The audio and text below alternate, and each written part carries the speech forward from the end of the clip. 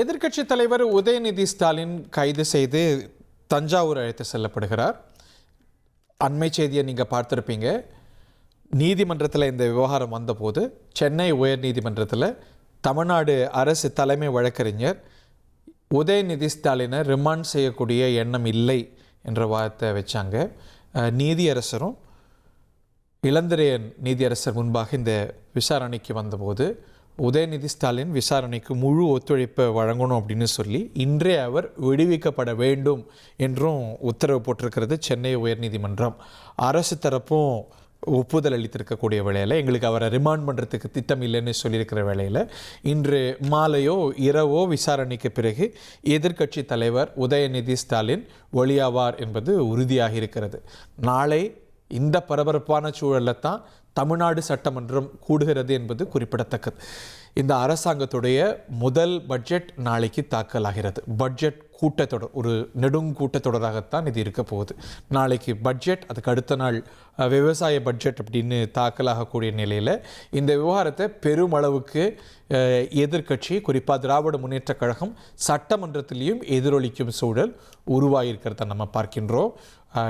இன்று காலை தஞ்சை போலீஸார் உதயநிதி ஸ்டாலினை அவருடைய நீலாங்கரை இல்லத்தில் வைத்து கைது செய்து அழைத்து சென்று நடுவில் ஒலக்கூர் அப்படிங்கிற இடத்துல திண்டிவனத்தில் போலீஸ் நிலையத்தில் வைத்து லஞ்ச் பிரேக்குக்கு பிறகு இப்போது தஞ்சாவூர் நோக்கி அழைத்து செல்ல ஏற்பாடு செஞ்சு போயிட்டுருக்கிறாங்க. பல இடங்களில் திராவிட முன்னேற்ற கழகத்தினர் ஆர்ப்பாட்டம் செஞ்சு வர்றாங்க. இந்த எபி சென்டராக இருக்கிறது தஞ்சாவூர் தான். தஞ்சாவூரில் தான் நேற்று உதயநிதி ஸ்டாலின் அவர்கள் பேசினார். அந்த பேச்சுக்கு தான் 9 பிரிவுகளின் கீழே வழக்கு பதிவு செய்யப்பட்டு ஜூரிஸ்டிக்ஷன் தஞ்சாவூர், அதனால் தஞ்சாவூர் அழைத்து செல்கிறோம் அப்படின்னு போலீஸார் அழைத்து செல்கிறாங்க. சுங்கச்சாவடி ஒன்று அருகே இன்றைக்கி உதயநிதி ஸ்டாலின் கைது செய்யப்பட்டு அந்த வாகனத்தில் திமுகவுடைய பல முக்கிய தலைவர்களும் உடன் போகிறாங்க. முன்னையும் பின்னையும் பல திமுகவினர் போகிறத பார்க்கின்றோம். ஆங்காங்கே வழிமறித்து கோஷமிடுறாங்க திராவிட முன்னேற்ற கழகத்தினர். இந்த சூழலில் ஒரு அசாதாரணமான பரபரப்பு நிறைய இடங்களில் நிலவுவதை பார்க்கின்றோம். அவர் கைதாகும் போதே தர்ணா போராட்டத்தில் திராவிட முன்னேற்ற கழகத்தினர் நீலாங்கரையில் கிழக்கு கடற்கரை சாலையிலேயே ஈடுபட்டதை பார்க்கின்றோம். அவர் எங்கெங்கெல்லாம் நிறுத்தப்படுறாரோ அங்கேயெல்லாமும் திராவிட முன்னேற்ற கழகத்தினர், திமுக அனுதாபிகள்லாம் கூடி கோஷம் எழுப்புறதெல்லாம் நம்ம பார்த்தோம். இப்போ சுங்கச்சாவடி ஒன்று அருகே நெடுஞ்சாலையில் உதயநிதி ஸ்டாலினுடைய வாகனம், அவரை கைது செய்து அழைத்து வரப்படக்கூடிய வாகனம் வர்ற அங்கே வழி நெடுகிலும் திமுக தொண்டர்கள்லாம் கூடி கோஷம் எழுப்பக்கூடிய காட்சிகள்லாமும் நிறைய இடங்களில் அடுத்தடுத்து பார்த்து வரும். இப்போ நீங்கள் திரையில் பார்ப்பது விக்கிரவாண்டி அருகே இருக்கக்கூடிய டோல்கேட்.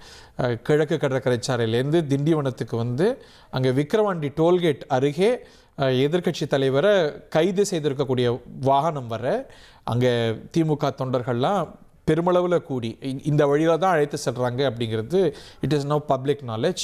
அதனால் அங்கே ஒரு அசாதாரணமான சூழல் நிலவரத்தை பார்க்கின்றோம்.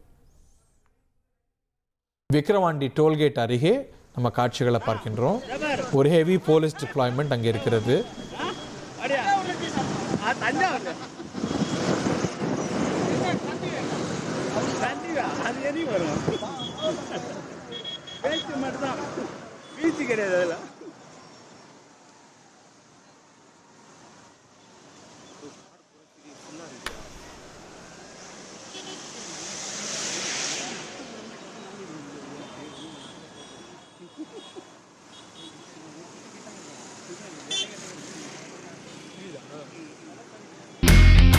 இனி செல்லும் இடமெல்லாம் செய்தி.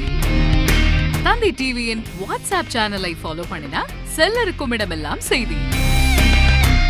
இதோ QR கோட் இப்பவே ஸ்கேன் பண்ணுங்க, ஃபாலோ பண்ணுங்க.